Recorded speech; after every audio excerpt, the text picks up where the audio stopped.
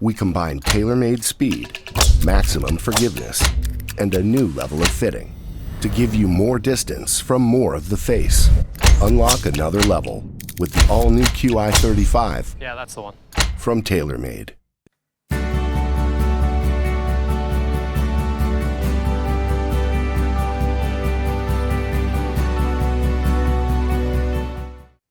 Derek, thanks for joining us inside the ropes. Congratulations, your fourth Ben Kern PGA Canada Coach of the Year award.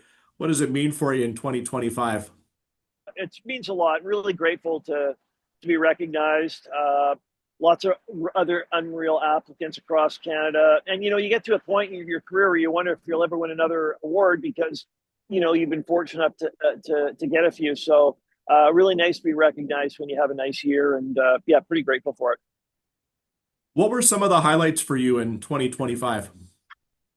Well, first off, I guess Corey Connors finishing fourth in the FedEx Cup this year. He had two top tens at majors. Taylor Pendrith, another player I coach, had a fifth at the PGA Championship. The best finish we've had at a major in the last 20 years. So the guys that I coach on the PGA Tour had great years.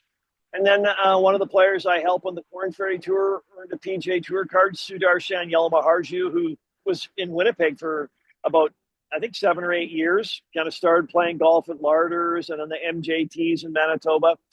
So helping Sudarshan get a PGA Tour card, and then just in the last week having AJ Ewart win the PGA Tour School, a player I've helped for probably 6 years now or 7 years now. Just a wonderful guy from Vancouver to get a PGA Tour card. We haven't had a new Canadian on the PGA Tour in 4 years, 4.5 years since Taylor Pendrith, and we had one that year. So to get two on the PGA Tour, also unreal.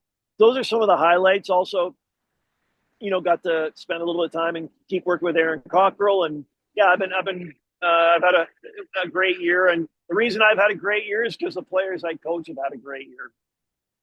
Yeah.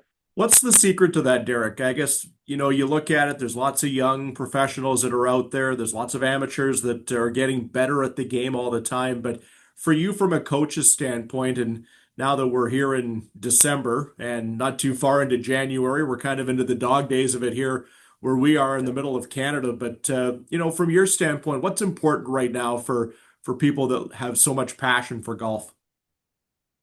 I think, a couple things.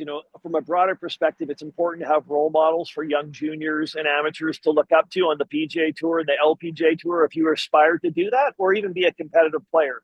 So that's one thing. And then, for coaches and players to realize it's a long road. It's not an instant gratification, the situation in terms of becoming an unreal golfer. It's something that, you build over the course of, 5, 10, 15 years. And in AJ's case, a lot of people say he's a new star and he came out of nowhere. Well, he came out of nowhere because he's been doing the work in the dark for the last 10 or 12 years. And he happened to shine under the brightest lights this weekend. So I guess those are a couple takeaways, a couple thoughts. As 2025 comes to conclusion, what's the early part of 26 look like for you?